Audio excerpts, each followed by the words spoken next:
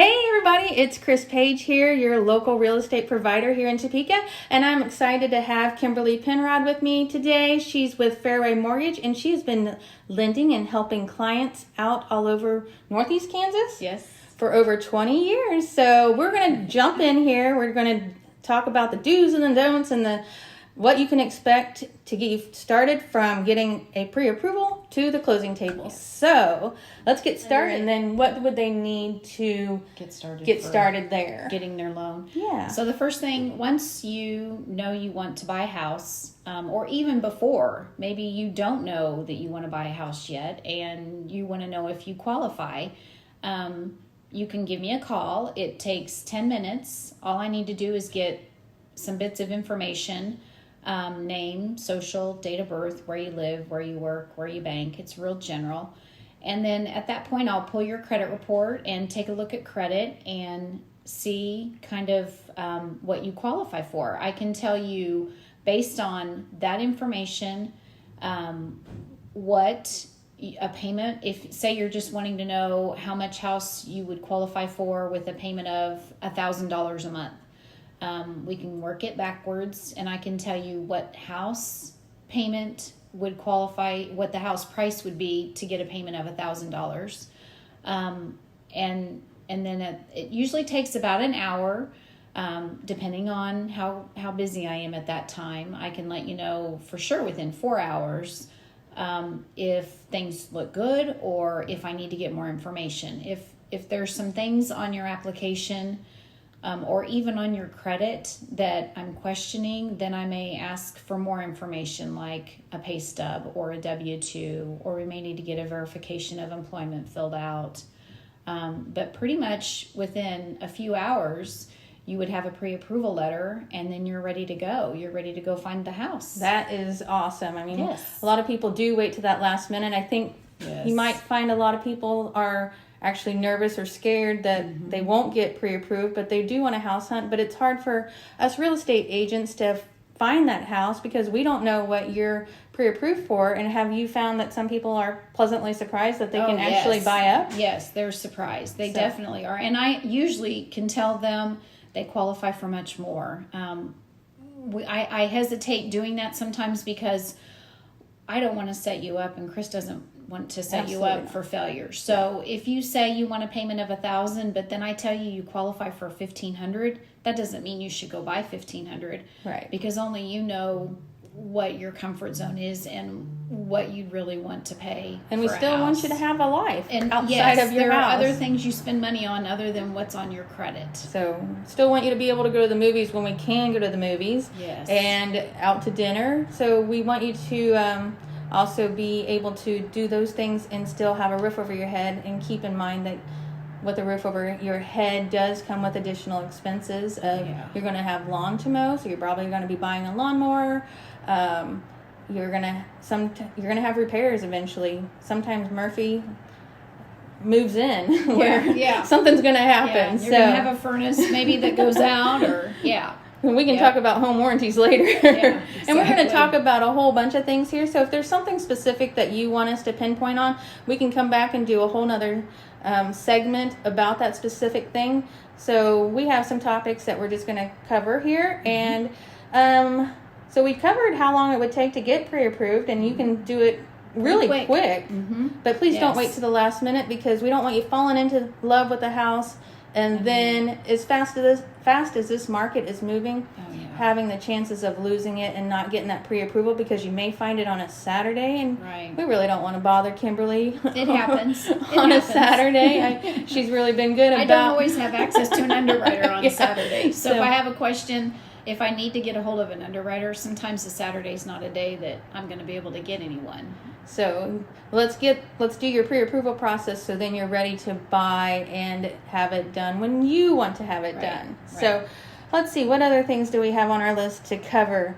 Okay, what do you think about this? Is the things that you see on internet, or these commercials saying that they can repair your credit, is it too good to be true? I think it is too good to be true. I think it's very expensive. In fact, I have no relationships with any credit repair companies that I would hand off to someone else. No.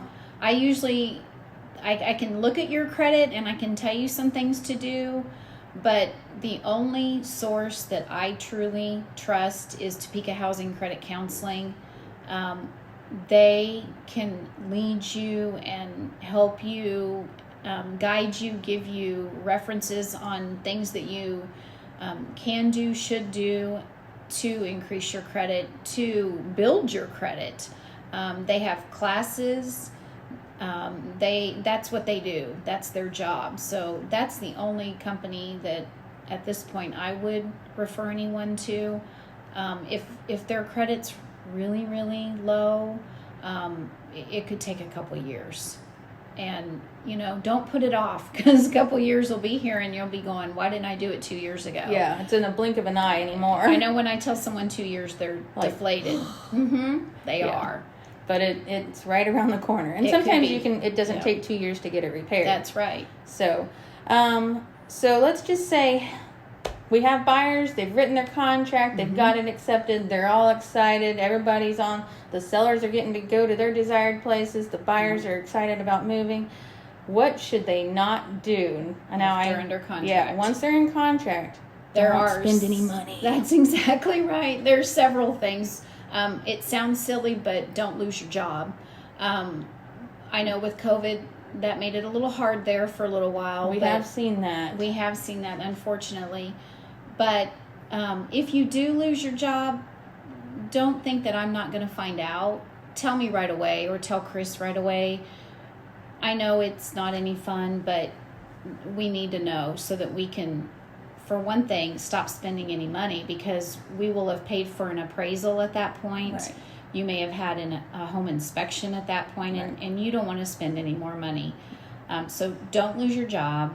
Keep working. The other thing I would recommend is don't open any new credit accounts. If you have, I had a girl, she wanted to get cable set up and they had to pull credit. I said, you're going to need to wait. Do not let anyone touch your credit. That is so important. If we see we will do a credit refresh at the very end. And if we see any new credit inquiries, we're going to want to know why. And if you open a new credit card, it could disqualify you.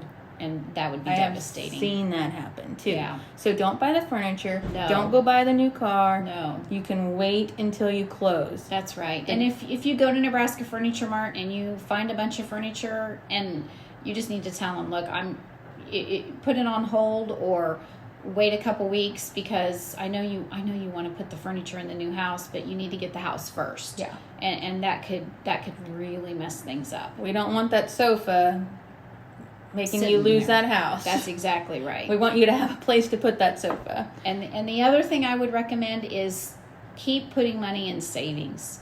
The more you have in savings, the better. Even if you have everything you need for closing, the underwriter sees that you have an extra $1,000 in there. That could be the compensating factor that could push you over the edge to make it to where you qualify.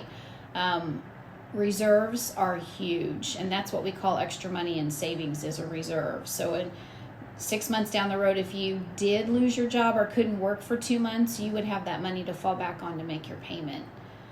So I would recommend putting as much money into savings as you can, even if you have what you need for closing.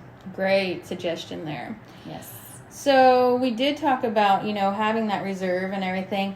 Let's talk about down payment. And, people still think that they do need to have the 20% down, which is fantastic, because doesn't that save you from the private mortgage insurance, which is known as PMIs? Yes. So, but I think there's other things that... Yep. You don't have to put 20% down. If you have not owned a home in the last 3 years, you can put as little as 3% down. Ooh. So on $100,000, that's only $3,000, which is great. That's on a conventional loan, but if you're doing FHA, even if you've owned a home in the last 3 years, let's say you own a home right now and it has an FHA loan, just so long as we're selling and paying that loan off, you can get another FHA loan.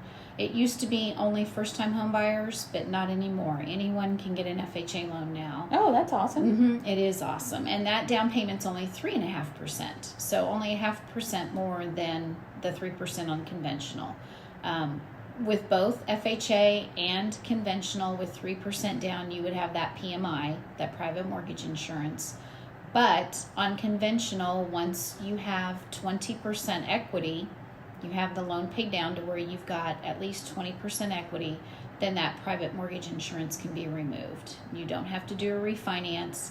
It just comes off the Just payment. falls off. Yep. And if Which they is pay great. ahead, then they can call to They have. can get there so much quicker. Yeah. Yeah, we're going to tell you at closing the date that we show you will get to 20% equity, but you'll probably get there much quicker because that date that we give you does not take into account that the home will appreciate each year. It will go up in value, or you may pay extra. You may pay an extra payment every year, and that's building your equity that much quicker. Yeah, that's awesome. Well, I think we've touched on a lot of things to give people a good guidance on getting their lender and Getting started. just getting started, moving forward, and what to do and what not to do. Oh, back to that. I had read on the internet where you believe everything. Yeah. It also said don't change your marital status during. Yeah. If like don't get married or Don't get married and don't get divorced. I've had a lot of people getting married here Yeah. lately. Married's okay. We Married's just need okay. to know up front. Okay. And if your spouse isn't on the loan, that's no problem. You can do it by yourself. So if you started off as a single person and you were the only one on the loan, but then you got married halfway through, that's no problem. Okay. I'll just change your status. Okay. That's Sometimes, though, if you and your fiance are both on the loan and then you get married halfway through, I'll need a copy of the marriage license. Okay. Just to show that you are truly married. But getting divorced, that's huge. Yeah. That will stop There's a whole nother everything. issue That's going a on. whole other issue, yes. So. Yes. Well, I want to thank Kimberly Penrod at Fairway Mortgage. Is there a Thank number you. that you want Yes, them to call? my cell phone number, you can call that at any time, is 785-640-1700. She's Or, a of brave woman giving out her cell course- phone. Or call Chris. She has my number. I Yes. do. And I do call her on the weekend. Yeah, you can call anytime. So- I'll answer usually. She does. She's very good. And she has made me feel welcome since the day I started Good. in real estate, which actually I was introduced to you by Gail Burns Yes. at a realtor open house. Yes. And from that moment on, I just loved her. Well, thank you. So I she appreciate didn't ever that. make me feel like I was an idiot. No, you're not. Nobody is. Nobody There's is. too much to I know, but you know, you Yes. just have that underlying feeling of you're asking stupid questions, which I want to remind you, there's no stupid No. questions. That's the only way we find out information. So keep that in mind. We're here to answer questions, whether you feel they're stupid or not, because they're not stupid. Ask them. That's what we're here for. That's right. So we're going to turn this off until next week, and we'll have another topic and maybe another visitor. But I thank you for tuning in, and have a great week, you guys. Thank you. Thanks. Bye.